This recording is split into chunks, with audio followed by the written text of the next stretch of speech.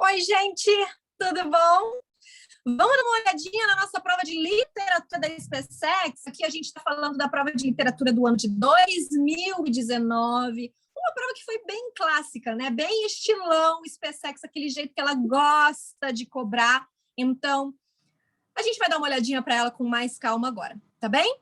Gente, a primeira coisa, né, fundamental que a gente tem que ter em mente aí, que a gente tem que pensar antes de fazer uma prova da SpaceX, uma prova de literatura, né? O mínimo que a gente tem que saber é relacionar os nossos autores aos períodos literários. Ah, mas por que isso, né? Porque isso te adianta. Quando você começa a ler um texto, caramba, Oswald de Andrade modernismo, trabalha a linguagem, trabalha aquilo, aquele outro, você já sabe o que esperar do seu texto. Então, isso é sempre muito importante, tá? Saiba relacionar o nome do autor ao seu movimento literário, porque aí você já adianta aquilo que o seu texto vai te trazer, ok? Vamos dar uma olhadinha então, porque nessa prova, gente, de 2019, a gente teve 4 questões de literatura, né? 4 questões que buscaram trabalhar essa literatura brasileira, e a gente vai dar uma olhadinha nisso agora. Bom, vamos à nossa prova. Como eu disse, eu estou com o modelo A. Olha só quero lembrar aos senhores do seguinte, hein? Mantenham aí do lado um papelzinho, né? A gente precisa de um caderninho para a gente poder fazer as nossas anotações, as nossas revisões, né? Elas são sempre importantes para a hora da gente entender a prova. Bom, vou pegar aqui essa prova, portanto. Ela começa, gente, lá na questão de número 17, né? A nossa prova de literatura, ela começa no número 17, e ele fala assim: influenciados pelo poeta latino Horácio, os poetas árcades costumam reaproveitar 2 temas da tradição clássica, o Fulgere Urbem e o Aurea Mediocritas. Assinale o trecho de Cláudio Manuel da Costa em que apresenta essas 2 características. Ai, pois é, né, gente? Questão de arcadismo. Ou prova para gostar de arcadismo, né? É a tal da prova da SpaceX. Ela gosta de arcadismo. E assim, gente, quando a gente está falando de arcadismo, vale super a pena vocês darem uma olhadinha nas chamadas convenções árcades, né? O que são essas convenções árcades? Basicamente, aí a gente vai ter todas aquelas características que são típicas do texto árcade. Lembrando que esses textos eles também são chamados de neoclássicos, né? Por quê? Porque eles retomam os ideais greco-romanos, eles vão voltar lá na Grécia Antiga e trazer temas como o pastorialismo, o bucolismo, Fulgere Urbem, Locus Amenus, Carpe Diem, Aurea Mediocritas. O arcadismo ele tem tudo a ver com a ideia de equilíbrio. O homem ele atinge a sua felicidade, ele atinge o seu bem-estar através do equilíbrio. Nada em exagero. E aí, quando ele fala para a gente dessa ideia aí, né, do Fulgere Urbem, vamos ver aqui, ó. Ele vai dizer assim, né, Fulgere Urbem, o que é isso? Fugir da cidade. Né? A gente sabe que para os árcades, a cidade é uma coisa ruim, porque ela nos faz acreditar que nós temos determinadas necessidades que não são necessidades. Né? E a áurea mediócritas, ou seja, a mediocridade áurea. Aqui, gente, pensando em mediocridade, né, para os árcades, não é a nossa ideia de mediocridade. Porque quando a gente pensa nos dias atuais, meu Deus do céu, o que é essa tal dessa mediocridade, né? Você ser ruim é você ser medíocre, mas na verdade ser medíocre está na média. Então, como os árcades eles acreditavam muito nessa questão e na importância do equilíbrio, né? A mediocridade ela é importante porque você não tem o exagero do bem e você não tem o exagero do mal, tá? Então a gente está procurando pelo Fulgere Urbem e pelo Aurea Mediocritas. Vamos lá. Como os céus para os ver terem constância, se cada flor me lembra a formosura da bela causadora de minha ânsia. Não, né? Ele tá, não. Ele tá falando aí que ele tá lembrando da mulher amada, tem nada a ver com Fulgere Urbem e Aurea Mediocritas.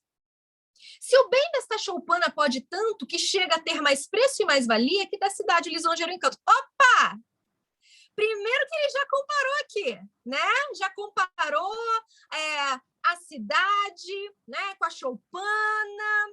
Interessante, a gente já tem uma ideia do Fulgere Urbem, reforçada por dizer o seguinte, olha só, esta choupana choupana, gente, choupana é uma casa simples, né? Esta choupana, ela tem mais preço e mais valor do que o lisonjeiro encanto da cidade, né? Por quê? Porque a cidade, a gente sabe, a cidade, né? A cidade, ela é cheia dos luxos, né? Cheia dos encantos e de uma coisa que os árcades pensam que é muito negativa, que é o excesso.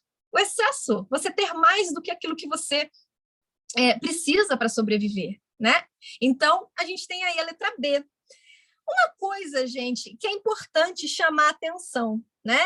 A gente precisa fazer uma separação muito clara dentro da poesia entre o eu lírico, que é aquele que se expressa no poema, é aquele que fala no poema, e o poeta, que é aquele que escreve o poema.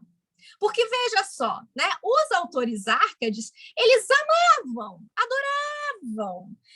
falar sobre a importância dessa vida tranquila no interior e da choupana e da cabana, mas eles mesmos, eles eram pessoas que viviam na cidade, né? E que, inclusive, se envolveram na Inconfidência Mineira, né? E que estavam ali pessoas que faziam parte de altos estratos sociais. Tá? Então, cuidado para você não confundir aquele sentimento que é passado, aquela ideia que é passada no poema como sendo a do próprio poeta.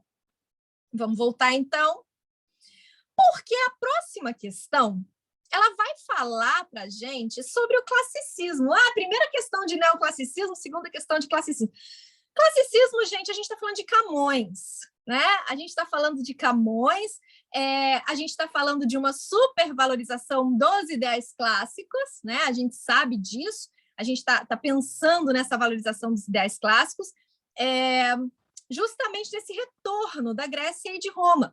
Tanto que é justamente nesse período que Camões escreve a nossa obra-prima da língua portuguesa, Os Lusíadas, que tem como seu herói Vasco da Gama, que na realidade representa o povo português, né? Então, o Vasco da Gama ele é a personificação de toda a beleza, de toda a coragem, de toda a bravura do povo português. Então, vamos lá. Em relação ao classicismo, que se desenvolveu durante o século XVI, marque a alternativa correta. Esse movimento literário possibilita a expressão da condição individual, da riqueza interior do ser humano que se defronta com a sua inadequação à realidade? Não. Né? No máximo, a gente pode pensar aí no romantismo, né? no ultra-romântico, a gente pode até tentar encaixar aí nessa mas não tem nada de classicismo nisso. A poesia dessa época adota convenções do bucolismo como expressão de um sentimento de valorização do ser humano, não. O bucolismo é neoclássico, né, gente? O bucolismo é árcade. Os poetas pertencentes a esse período literário perseguiam uma expressão equilibrada, sóbria, capaz de transmitir o domínio que a razão exercia sobre a emoção individual, colocando o homem como centro de todas as coisas. Pois é, né, gente? O classicismo a gente já estava tendo, né? Essa chegada do antropocentrismo, o homem questionando o tempo todo, né? O que é ser humano? Qual é o papel do homem no mundo? Vamos começar a estudar, vamos olhar para esse mundo ao nosso redor. Então, sim, é a alternativa C, ok? Já a 19, olha bem, né? Opa, Iracema José de Alencar. Você vai olhar aqui embaixo, né? Iracema José de Alencar. Aí você vai lembrar o seguinte, opa, peraí, Iracema, te conheço, Iracema. Romance romântico, romance indianista, né? Então, a gente sabe que lá no romantismo havia a questão da idealização, da subjetividade, né? A mulher, ela era colocada como uma espécie de anjo que passava sobre a terra. Então, assim, buscava-se mostrar o mundo, só que um mundo idealizado, um mundo perfeito, né? Principalmente em Iracema, essa ideia do Éden, né? A presença da natureza tão forte, a presença do índio tão forte, as primeiras relações, né, os primeiros encontros entre o povo português e os povos nativos. Então, a gente tem aí todo esse trabalho idealizado desse momento que aconteceu.